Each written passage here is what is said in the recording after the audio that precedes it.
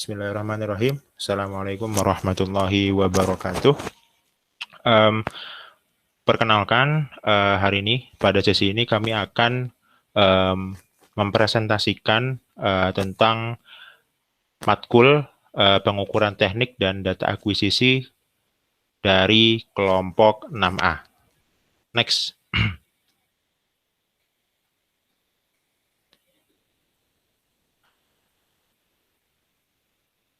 Kami dari kelompok 7A beranggotakan 4 orang.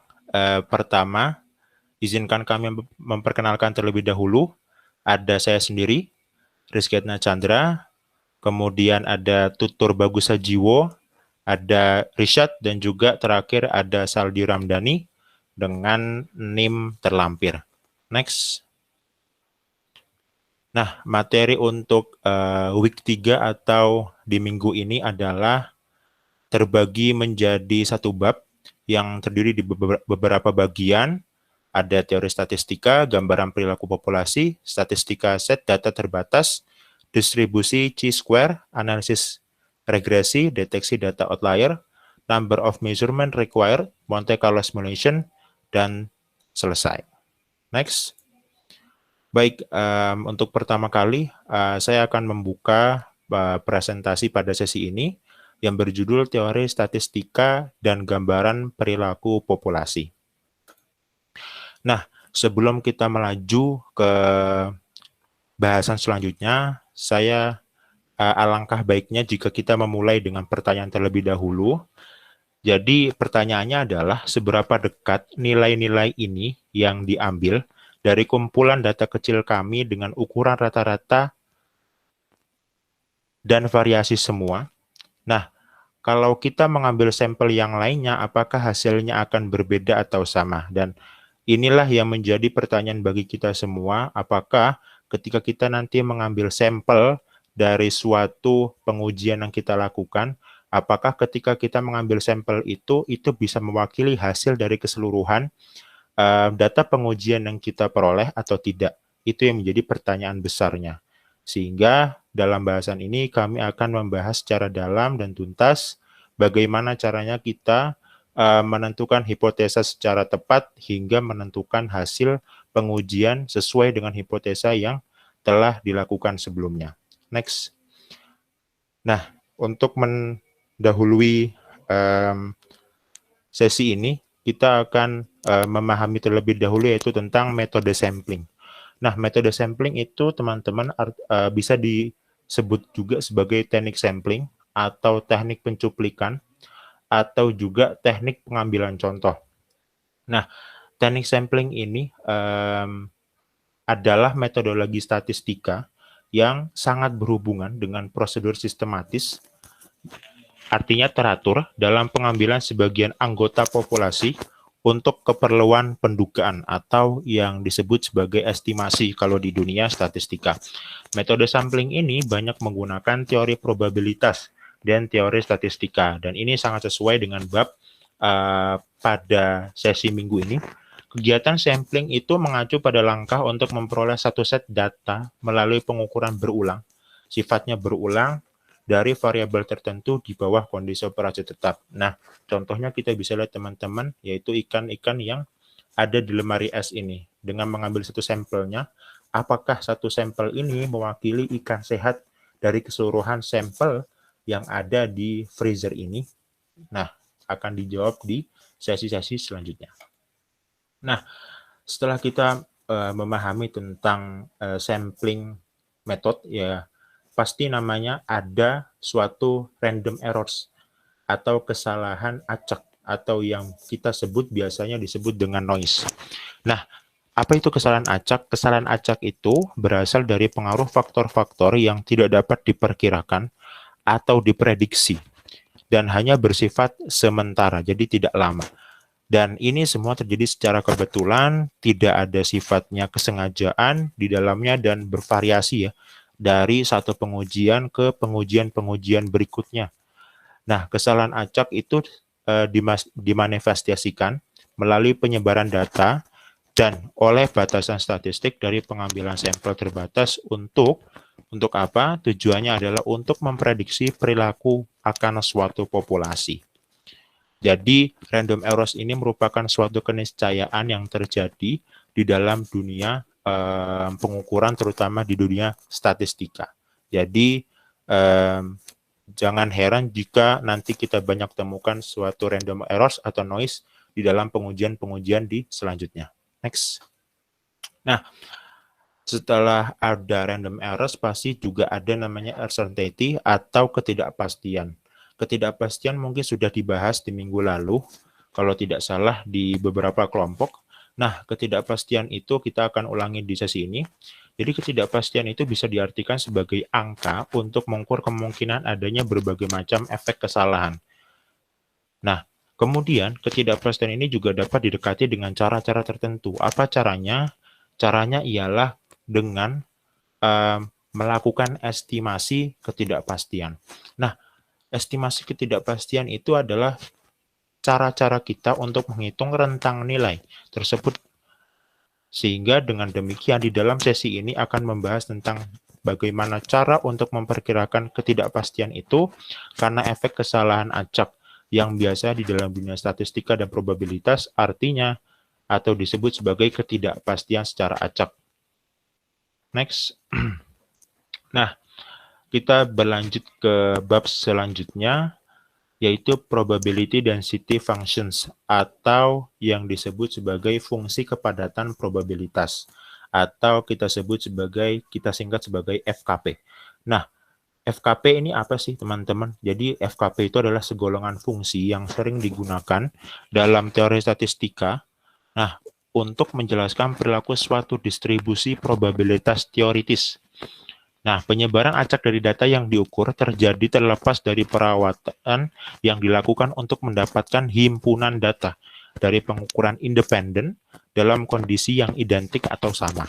Dengan demikian, variabel yang diukur berperilaku sebagai variabel acak. Nah, variabel acak di dalam dunia statistika dan juga probabilitas itu ada dua. Yang pertama yaitu kontinu dan juga diskrit. Kalau kontinu, gampangnya variabel yang kontinu dalam ruang dan waktu. Contohnya apa? Speed pada atau kecepatan pada sepeda motor.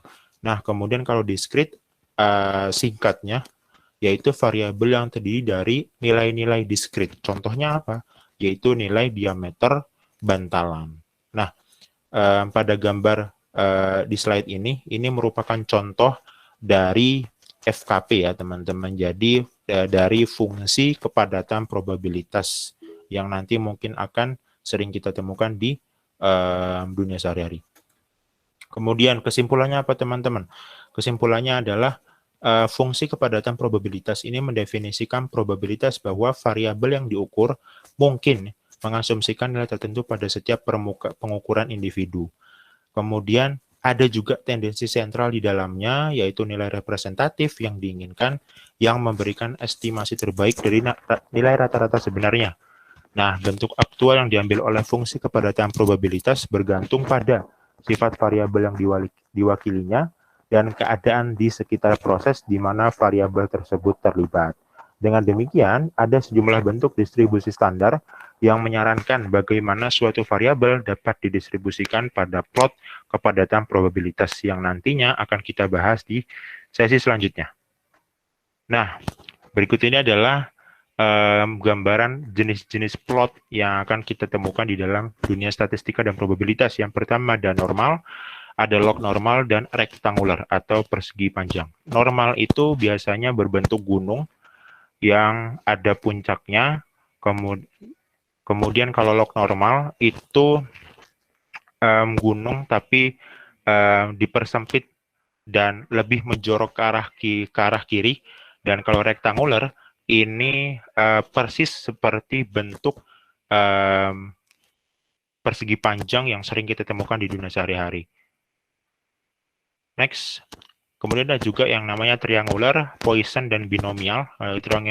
Triangular ini segitiga, teman-teman. Jadi grafik sistem dalam bentuk segitiga, kemudian Poisson itu hampir sama dengan grafik sebelumnya. yaitu grafik kemudian lanjut di binomial.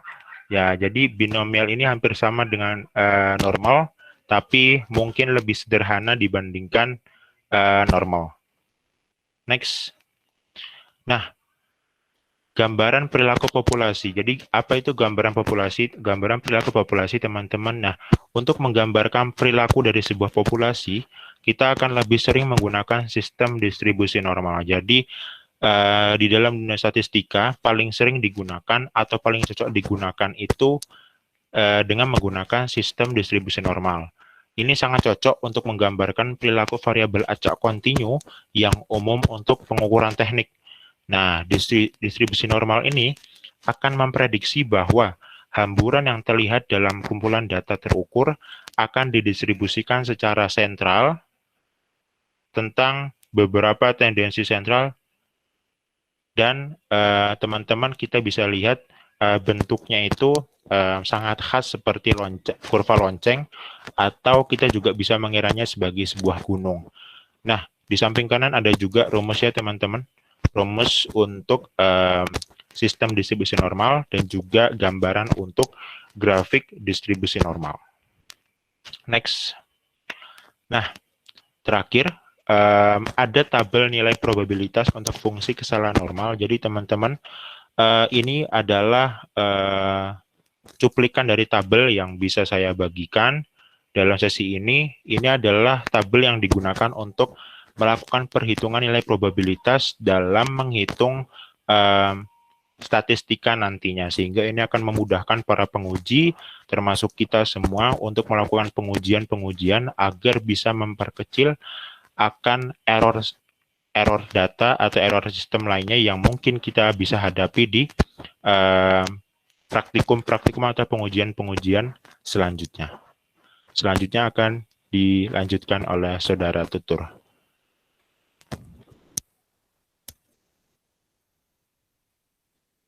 Statistik set data berukuran terbatas dan distribusi G-square. Okay, next. Nah, di sini saya langsung ke standar deviasi. Standar deviasi adalah nilai statistik yang digunakan untuk menentukan bagaimana persebaran data dalam suatu sampel dan seberapa dekat elemen data-data yang ada dengan mean dari sampel tersebut. Ini berfungsi untuk menentukan seberapa heterogen elemen data yang terdapat dalam sebuah data. Semakin besar selisihnya dengan mean, semakin heterogen data yang terdapat dalam populasi atau sampel.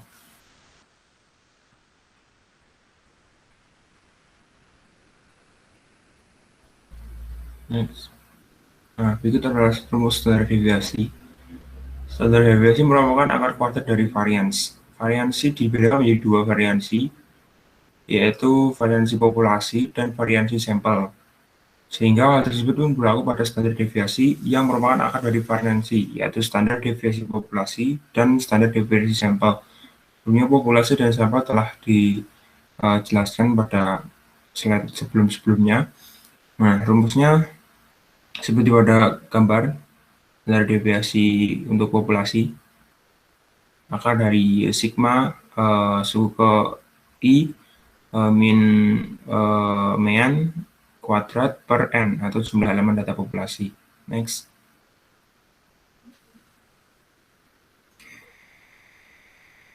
Sampel dilambang dengan huruf S, rumusnya akar dari variansi sampel, yaitu selisih antara data ke I suku ke I min mean kuadrat per banyaknya sampel atau jumlah elemen sampel.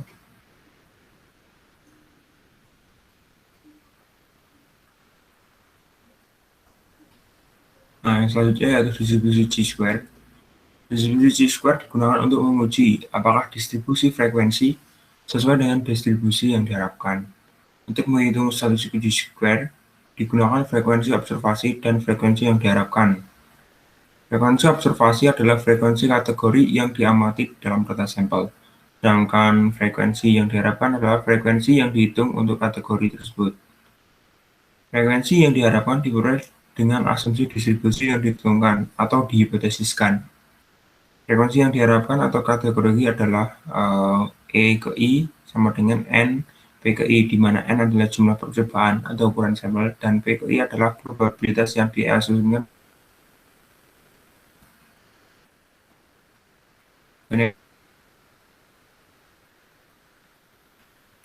Uji kesesuaian G-square atau goodness fit test. Untuk uji kesesuaian G-square yang digunakan, berikut hal harus benar atau syarat yang harus dipenuhi, yaitu frekuensi pengamat harus diperoleh dengan menggunakan sampel acak. Dari setiap frekuensi yang diharapkan harus lebih besar dari atau sama dengan 5. Jika kondisi disebutkan di atas terpenuhi, maka distribusi sampling untuk uji kesesuaian didekati dengan derajat kebebasan dengan rumus K-1, di mana K adalah jumlah kategori. Statistik untuk uji kesesuaian G-square dirumuskan dengan X kuadrat sigma O min E kuadrat per E, di mana O mempresentasikan frekuensi observasi dari setiap kategori, dan E mewakili frekuensi yang diharapkan dari setiap kategori. Nah, langkah-langkah untuk melakukan uji kesesuaian G-square atau goodness fit test. Yang pertama, nanti identifikasi klaim, sebutkan hipotesis nol atau hipotesis alternatifnya. Kemudian tentukan tingkat signifikansi atau alpha. 3, mengidentifikasi derajat kebebasan. 4, menentukan nilai kritis. 5, menentukan wilayah penolakan atau daerah penolakan. G. Yang ketujuh, membuat keputusan untuk menolak atau gagal menolak hipotesis yang diklaim. Kedelapan, yaitu menafsirkan keputusan dalam konteks dari klaim asli.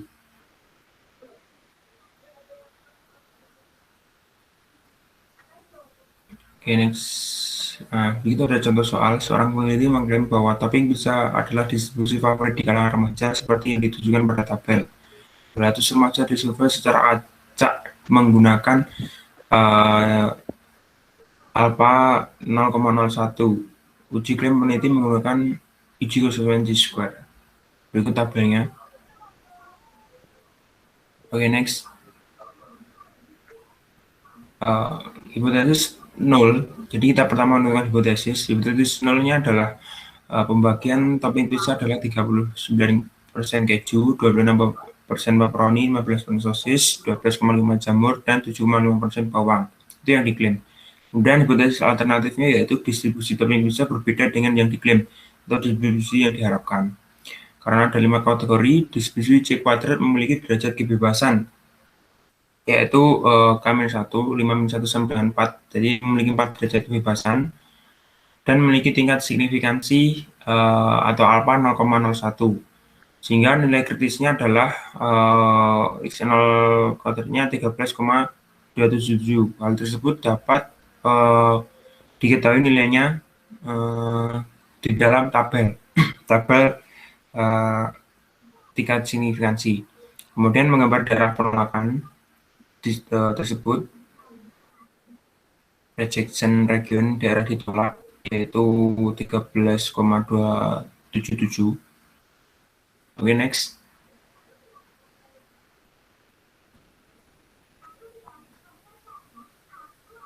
Kemudian menghitung uji statistik menggunakan rumus yang telah disampaikan sebelumnya, dan ditemukan nilai sebesar 2,025. Nah, di mana 2,025 itu nilainya lebih kecil dari daerah penolakan. Daerah penolakan disebutkan tadi sekitar 2,277.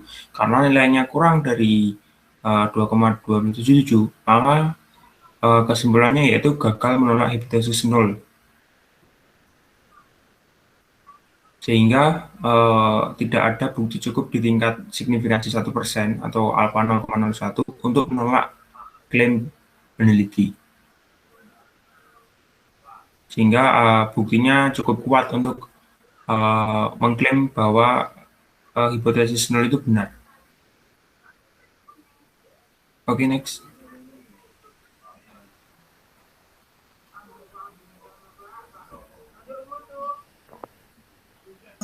Oke, selanjutnya saya akan menjelaskan mengenai analisis regresi dan deteksi data outlier.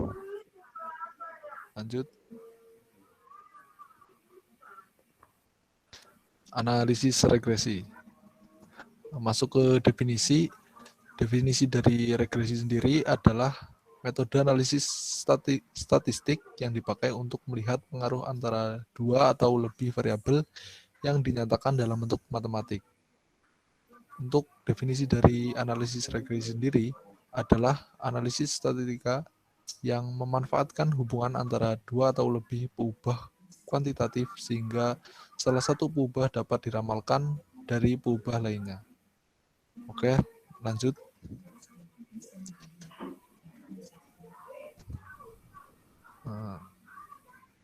Ada beberapa jenis dari regresi. Yang pertama, regresi sederhana yang terbagi menjadi regresi sederhana linier dan non-linier. Regresi sederhana yaitu yang hanya memiliki satu peubah penjelas. Kemudian ada regresi berganda yang terbagi menjadi dua, yaitu regresi berganda linier dan non-linier. Regresi berganda itu yang memiliki lebih dari satu peubah penjelas. Untuk hubungan dari jenis-jenis regresi itu sendiri bisa dilihat pada gambar di bawah itu. Oke, lanjut.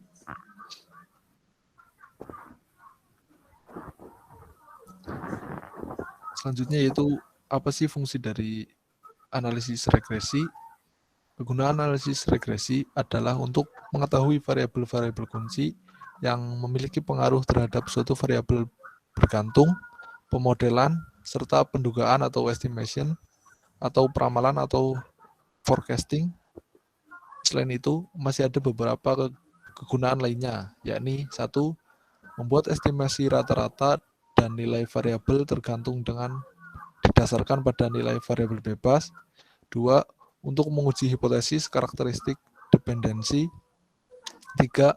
Meramalkan nilai rata-rata variabel bebas yang didasari nilai variabel bebas di luar jangkauan sampel. Oke, next. Selanjutnya itu analisis regresi kuadrat terkecil.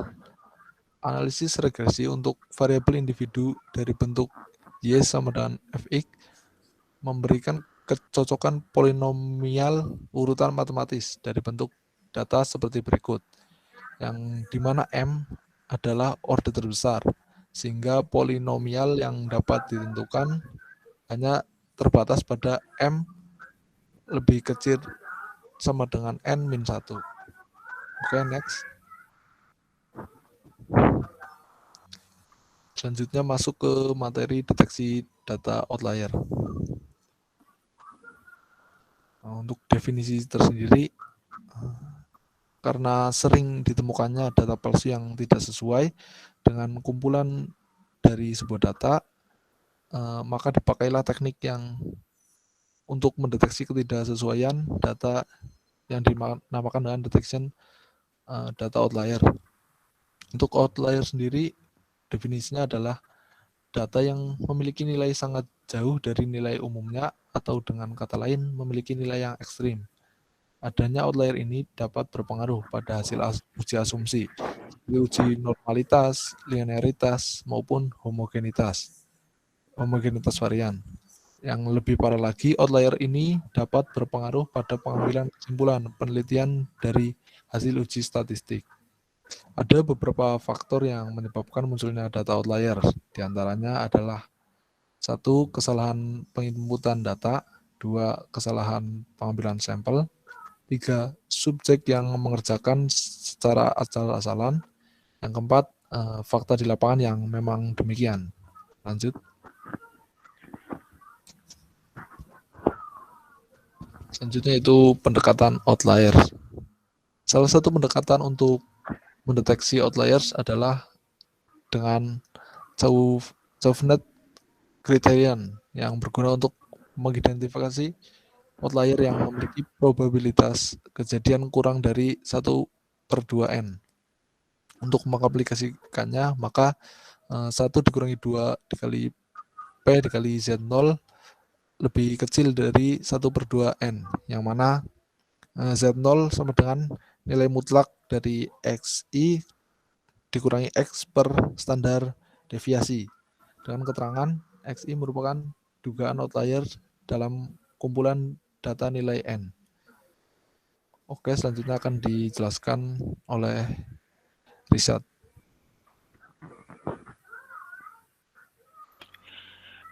Oke, terima kasih atas waktunya. Selanjutnya yaitu terkait number of measurement required and Monte Carlo simulation. Next. Nah, dari sini sebelumnya kita berangkat dulu gitu. Jadi sebelumnya kita bisa menggunakan diskusi-diskusi sebelumnya itu untuk membantu dalam mendesain, dalam merencanakan sebuah program tes gitu. Contohnya kita pengen menentukan harus berapa banyak gitu pengukuran, how many measurement yang dibutuhkan untuk mengurangi estimasi value gitu. Jadi kayak nilai perkiraan terhadap random error di sampel rata-rata agar ke nilainya itu ke level yang acceptable gitu, yang dapat diterima. Nah, jadi untuk memulai itu gimana caranya, how many measurement, berapa banyak pengukuran, kita bisa menggunakan equation ini gitu. Kita bisa menggunakan persamaan ini. Nah, di mana TV, P itu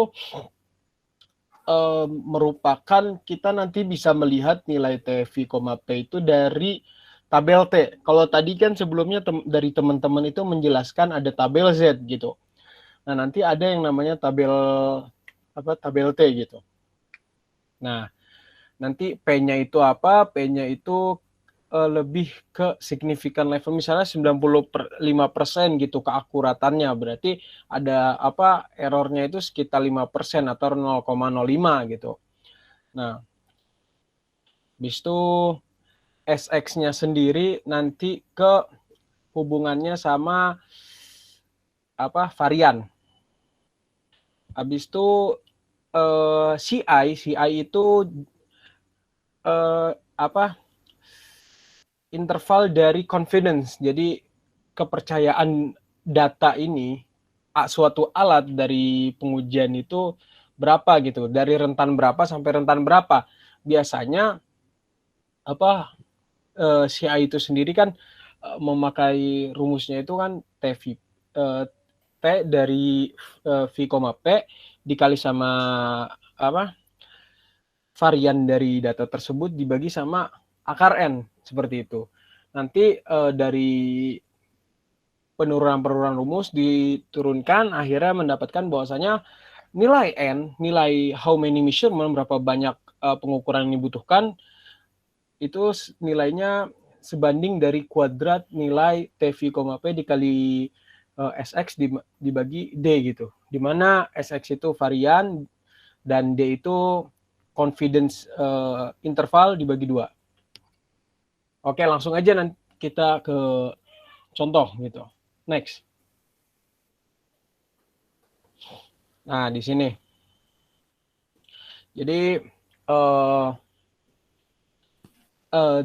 dari 21 pengukuran variabel utama gitu, memiliki standar deviasi di sini disebutkan diatur 160 unit gitu. Kita pengen bahwasanya mengurangi 95% confidence interval itu ke dalam 30 unit. Nah, kita diminta untuk mengestimasikan, memperkirakan bahwasanya number of measurement required itu berapa.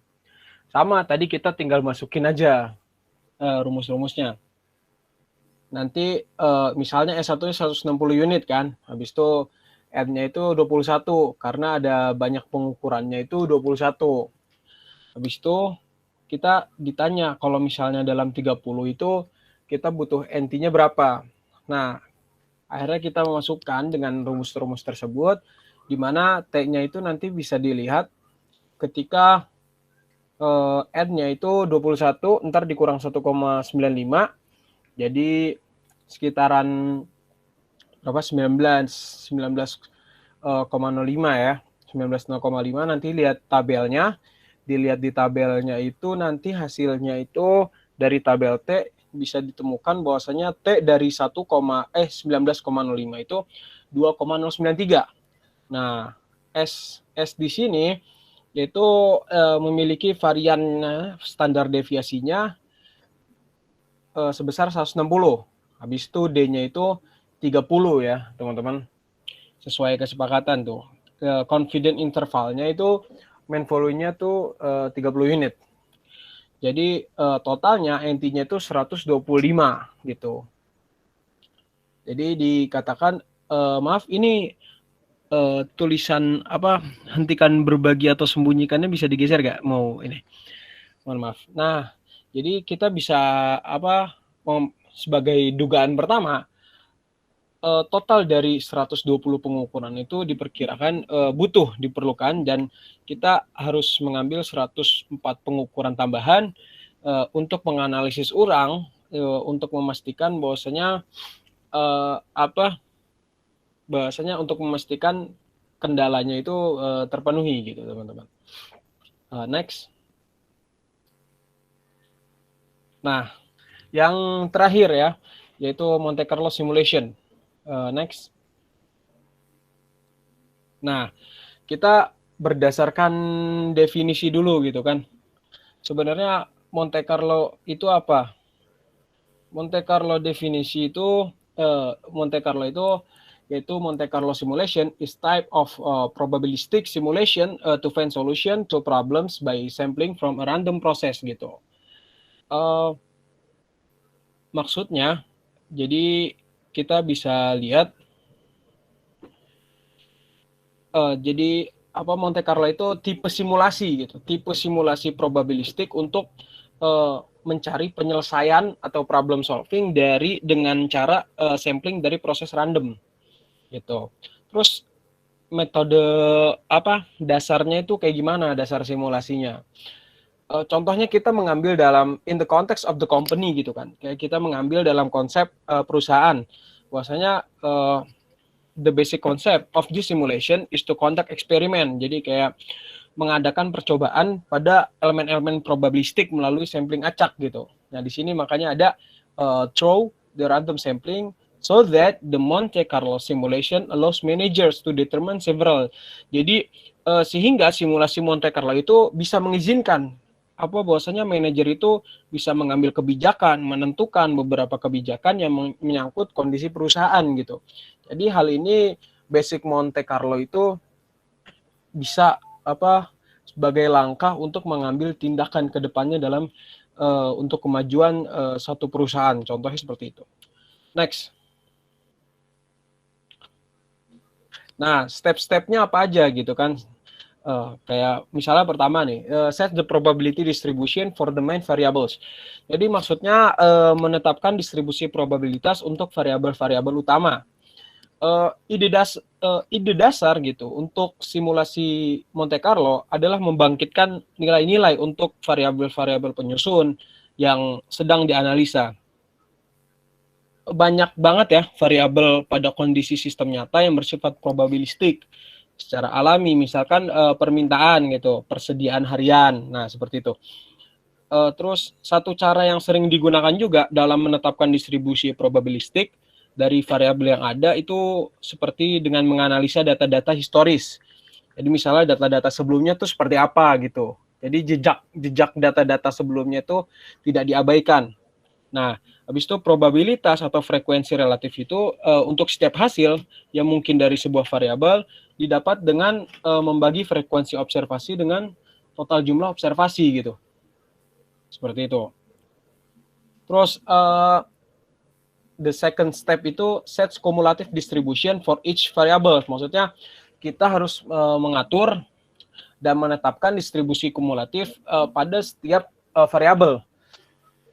Contohnya setelah menentukan distribusi probabilitas dari langkah sebelumnya, berarti langkah selanjutnya itu mengubah distribusi probabilitas tadi menjadi distribusi kumulatif gitu. Dengan cara mengakumulasikan hasil dari distribusi probabilistik tadi sehingga menghasilkan akumulasi dari masing-masing kelas sebagai total akumulasi dari kelas sebelumnya. Seperti itu. Habis itu the third step yaitu determine the interval of random numbers for each variable. Jadi kita menentukan interval dari bilangan-bilangan acak untuk setiap variabel. Nah, jadi setelah ditentukan probabilitas kumulatif untuk setiap variabel yang terlibat dalam simulasi, selanjutnya itu kan kita menentukan bilangan-bilangan tertentu untuk mempresentasikan setiap nilai atau hasil yang mungkin didapatkan gitu. Ini juga sebagai acuan bilangan acak gitu. Nah, habis itu the fourth step itu random number evocation. Jadi maksudnya pembangkitan bilangan random. Maksudnya bilangan acak itu dibangkitkan untuk masalah simulasi dengan berbagai cara gitu kan. Jadi nanti dikumpulin datanya segala macam, nanti ada simulasinya. Jadi jika masalah tersebut sangat kompleks dan proses yang diamati itu melibatkan ribuan percobaan simulasi, maka suatu program komputer dapat digunakan untuk membangkitkan bilangan acak yang dibutuhkan. Nah, selanjutnya, jadi kayak jika simulasi juga dilakukan secara manual, kita memilih bilangan-bilangan acak dapat dilakukan dengan memilih angka-angka gitu dari tabel misalnya, tapi dengan cara acak gitu. Nah, habis itu di mana setiap digitnya itu atau angka dalam tabel memiliki kesempatan yang sama untuk muncul. Nah, habis itu the last step, jadi run a simulation of series of experiment. Kita menjalankan simulasi dari beberapa serangkaian percobaan gitu. Jadi kita melakukan simulasi untuk sejumlah besar pengamatan, jumlah replikasi yang sesuai dengan cara yang sama, dengan jumlah yang tepat dari suatu sampel dalam eksperimen aktual gitu. Habis itu biasanya kan dengan simulasi komputer kita bisa melakukan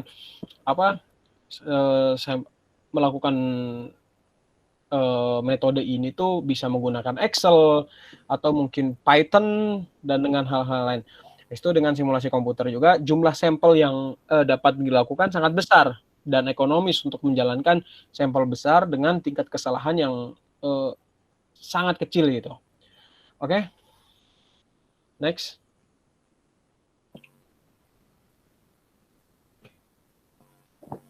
Oke. Terima kasih. Mungkin itu penjelasan terakhir dari saya dan menutup presentasi dari kelompok kami, dari kelompok PTDA 6A. Sekali lagi, terima kasih dan mudah-mudahan bermanfaat. Sekian, wassalamualaikum warahmatullahi wabarakatuh. Waalaikumsalam warahmatullahi wabarakatuh. Assalamualaikum warahmatullahi wabarakatuh.